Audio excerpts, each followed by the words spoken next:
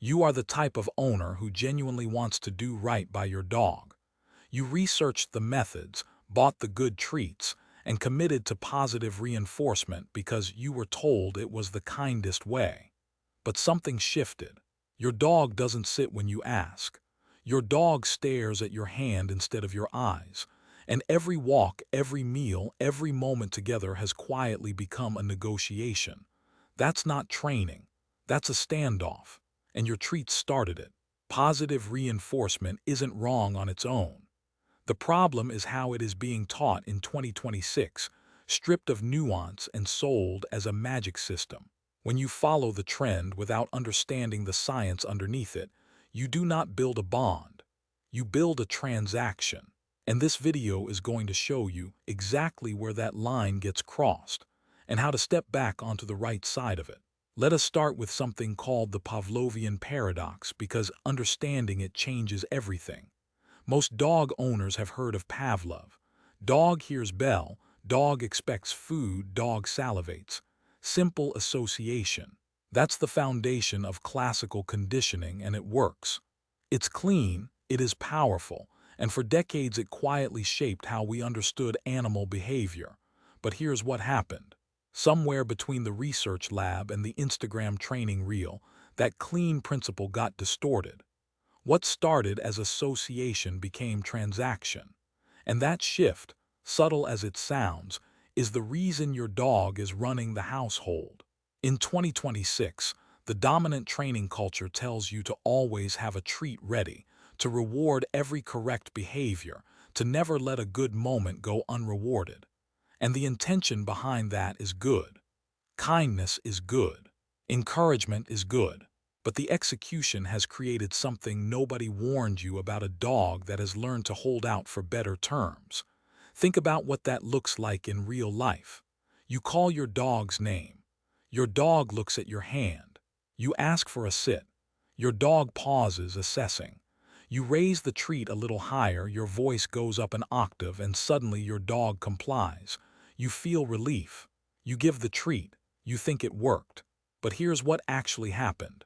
Your dog didn't respond to your command. Your dog responded to the negotiation reaching an acceptable conclusion. You increased the offer and your dog accepted it. That's not obedience. That's bargaining. And every time that cycle repeats, the baseline your dog expects gets higher. Now let us go deeper into the physiology of this, because this is where it gets genuinely fascinating and a little alarming.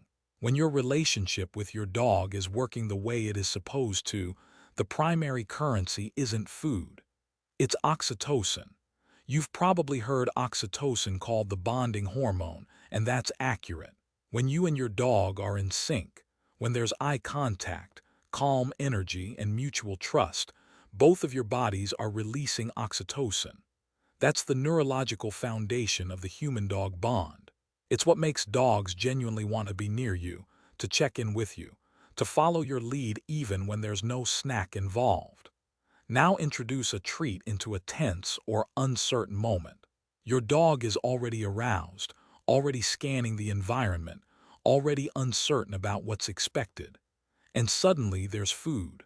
What happens neurologically is a hard pivot. The oxytocin pathway steps back and the dopamine system kicks in.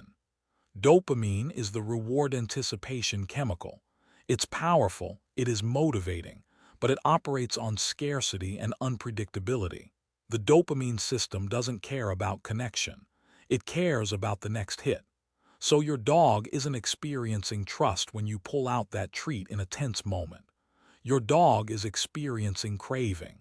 And a dog in a craving state is not a dog that's listening to you. It's a dog that's calculating you. This is the physiological shift that nobody in the mainstream training conversation wants to talk about, because it complicates the simple narrative. The narrative says treat equals good behavior equals happy dog equals happy owner. But the reality says treat in the wrong context equals dopamine spike, equals transactional mindset, equals a dog that's increasingly difficult to reach without escalating the offer. And here's where it starts to look like what you came to this video to understand. When dopamine-driven behavior becomes the default, your dog's relationship to your authority changes. You're no longer the calm, trustworthy leader your dog wants to follow. You're the vending machine your dog has learned to manipulate. Sit gets a treat. Sit near the door gets a better treat. Sit near the door while barking at a stranger gets, well, your dog is still figuring out the exchange rate on that one. But the real danger isn't just inconvenience.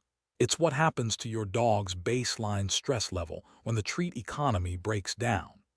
Dogs that have been conditioned to expect food as the currency of every interaction become genuinely dysregulated when that currency disappears. You forget a treat on a walk. You're out of the good ones. You're distracted and you do not reward fast enough. And your dog, operating entirely on a dopamine-dependent loop, experiences something closer to frustration than confusion. That frustration looks like ignoring you. It looks like stubbornness. In higher arousal situations, it can look like aggression. You didn't create a disobedient dog. You created a dog whose entire behavioral framework is built on a currency you cannot always provide. So what does responsible reinforcement actually look like? It starts with understanding that the treat is a tool, not a language. A hammer is useful when you need to drive a nail. But if you carry a hammer into every situation, you start seeing every problem as a nail. Treats are the same. Used precisely, in the right context, at the right stage of learning, they accelerate understanding and build positive associations. Used indiscriminately, as a bribe to produce behavior that should be rooted in relationship, they corrode the very thing you are trying to build. The fix isn't to throw out your treat bag. The fix is to stop leading with it. Your dog should be responding to your voice, your posture, your calm expectation first. The treat confirms the behavior after the fact. It doesn't purchase the behavior before it happens. That sequence matters more than almost anything else in training. Start rebuilding the oxytocin side of the equation. That means more time together without an agenda. It means physical contact, eye contact, and the kind of quiet presence that tells your dog you are a safe, steady figure, not a slot machine. It means asking for behavior when you know your dog can deliver it, and delivering praise and calm, physical acknowledgement before you even reach for a treat. When your dog looks at your eyes before your hand, you'll know the shift has started. That's the moment the relationship is back in the room.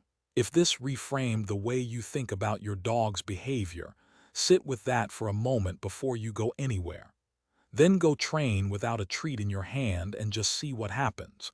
Not forever, just once. Notice where your dog's eyes go.